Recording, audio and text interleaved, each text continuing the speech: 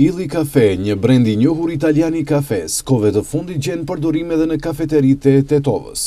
Për kualitetin, mënyrën më të mirë të përgatitjes së Illy Cafe, na flet Darko Kuturić, njohës me një përvojë shumë vjeçare në industrinë e Illy Cafe. Illy Cafe është e pranishme në më shumë se 180 shtete në mbar botën, përfshirë edhe Maqedoninë.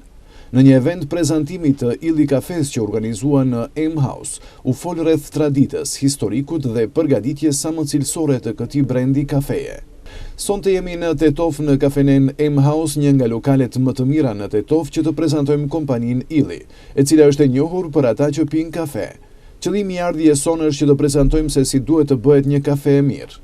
Po ashtu sonte prezantojmë për atë gjithëve se ku është dallimi mes Illy Cafes dhe të tjerëve dhe si të njihet ky dallim, tha Kuturić.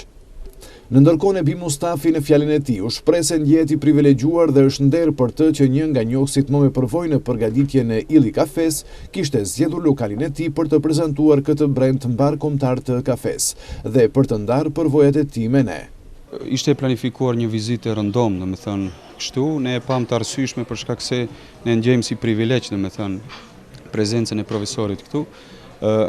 E bëm si një event ku profesori në mënyrë më të qartë do të tregon para klientëve tanë se çfarë në realitet ato konsumojnë. Përderisa e dim se Illy Cafe është një brend mjaft i njohur në mbar botën, deshëm që në afërsi kështu domethënë profesori ta shpjegon vlerën e saj edhe pse njerëzit duhet konsumojnë Illy në krahasim me kafe të tjera.